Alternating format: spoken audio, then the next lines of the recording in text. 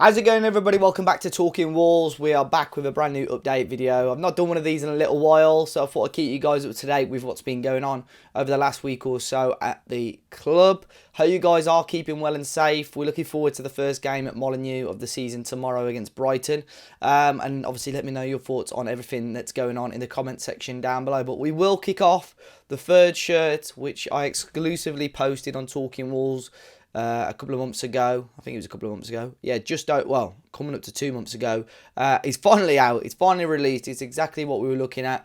And for me, I think this one is absolutely beautiful, guys. I really, really like this kit. And out of the three this season, I think they're all really nice kits. I like the home kit and I really like this one as well. This is probably the one that I'm going to go for. As you can see, beautifully modelled here by Fabio Silva. That was available to pre-order today. Unsure, if I'm honest, on when it will be in store. And we have got the goalkeeper kit as well. Similar sort of style.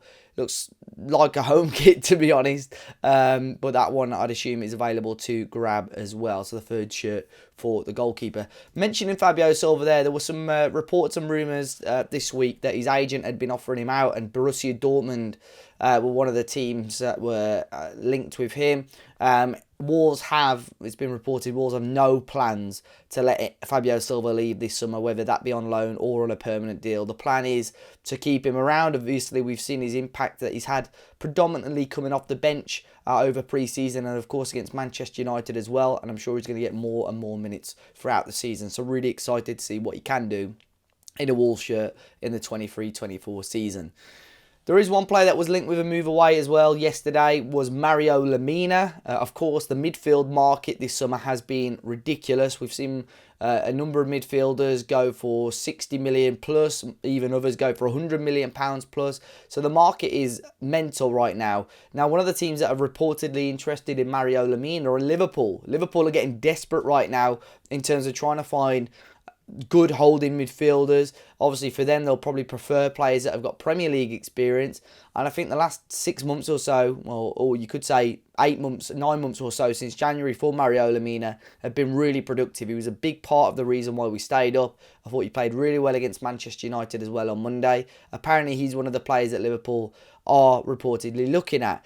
However, Gary O'Neill has quashed those reports. He said the plan is to keep Mario Lemina here at Wolves for the remainder of this summer window at least, and hopefully obviously we'll keep him throughout the remainder of the season as well. It's said that Mario Lemina is also happy at the club, so that obviously helps with everything as well.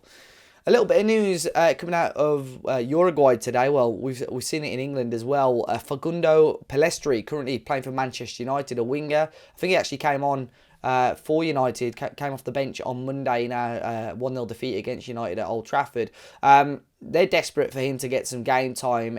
Ideally, they want to keep him in the Premier League. And a couple of reports in Uruguay are suggesting that Wolves are one of the teams that have reportedly registered an interest in the Uruguayan winger. Now, obviously Wolves, if they want to bring in players, it's no secret that we're sort of strapped for cash at the moment. Loans is probably going to be the way forward. So Pellistri is one that would intrigue me. However, I think United are probably wanting to go to a team where he's probably getting 75% plus in terms of minutes and games. And if I'm completely honest, I don't think, as it stands, Wolves can offer him that. I think you've got Neto, Hwang, Cunha could play out wide as well. Sarabia could play out wide. Podence, I'd assume, will move on. Nunes has been playing in a wider position as well. So I personally don't think Wolves would be able to give him. I think he'll play for Wolves, but I don't think he'll get the amount of minutes that Manchester United would necessarily want. So we'll keep an eye on that one for now. But if I'm honest, the other teams that are interested, Luton, Burnley, Bournemouth, I think there's 3 teams who he'll probably have a much bigger impact at, if I'm completely honest. But we'll wait and see. Talking of Podence, set to leave. He made a comment earlier on today. I don't actually know if he's in the country or not, but he made a comment about him training with the 21s. But Celtic at the moment are the latest club to have been registered with an interest in Daniel Podence. Wolves apparently want around £12 million. I don't think they'll probably get that much, but in and around that £10 million mark is probably what you're going to be looking at. And over the next couple of weeks before the end of the window, I would highly suspect that Daniel Podence will no longer be a Wolves player. So we'll keep you up to date with that one as well.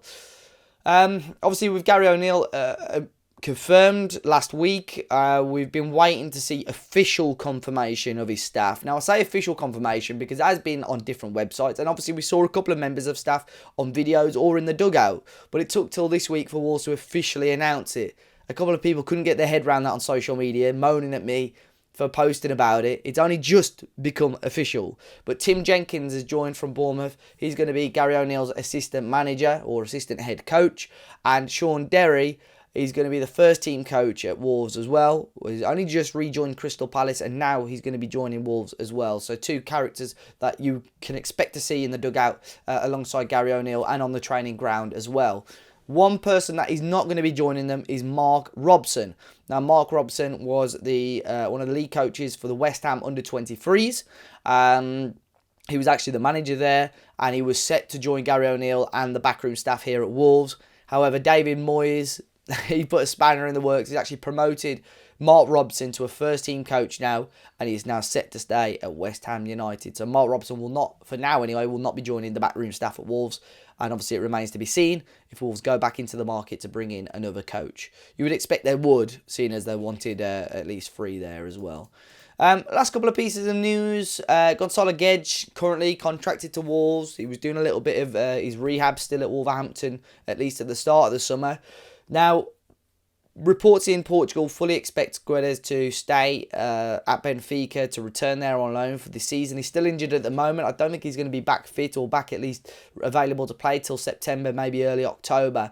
Another rumour had come in Spain that Real Betis reportedly targeting Guedes and are looking to possibly sign him before the end of the transfer window. They are hoping that Wolves will allow him to leave on loan with an option to buy, but you would expect Wolves will either want a substantial loan fee or, with the current financial play, sell him on a permanent basis. It's difficult. I think for sure you would have made a loss on Guedes after 12 months because he's not really had a good impact, has he? But sending him out on loan, depending really. I think if he goes to Benfica and does well, obviously Wolves can try their best to retain as much money as they can. But it's an interesting situation. I will not be against, if Gary O'Neill thinks he's good enough, I would not be against seeing what Guedes could do and reintegrate him into this first team. But he's been given a squad number, just under 2 weeks to go before the end of the window. Let's wait and see on that one. Another player that Wolves have been linked with previously, it was actually linked just over a week ago, is the Corinthians defender Murillo, a Brazilian centre-back, really highly rated over in Brazil. Now, it's reported by Goal in Brazil that 4 teams have made offers for Murillo. Wolves have been one of them, Nottingham Forest, Fiorentina and Napoli as well. All 4 of those bids have been rejected. It said that Wolves had offered around 12 million euros as well as Fiorentina, but Corinthians are hoping to try and get something closer to that 20 million euros. There's no indication at the moment whether Wolves are going to go back in with another bid. You would expect centre-back is one of the areas that Wolves need to strengthen the most. Possibly a loan deal. Nico Elvedi is the one that has been mentioned the most from Borussia Mönchengladbach, but it just sounds like Wolves haven't got the funds for that. But the closer it gets to the end of the window, the closer, the more desperate Gladbach are going to have to be to let Elvedi go. So Wolves probably just biding their time slightly on that one to see if they can get that deal any cheaper.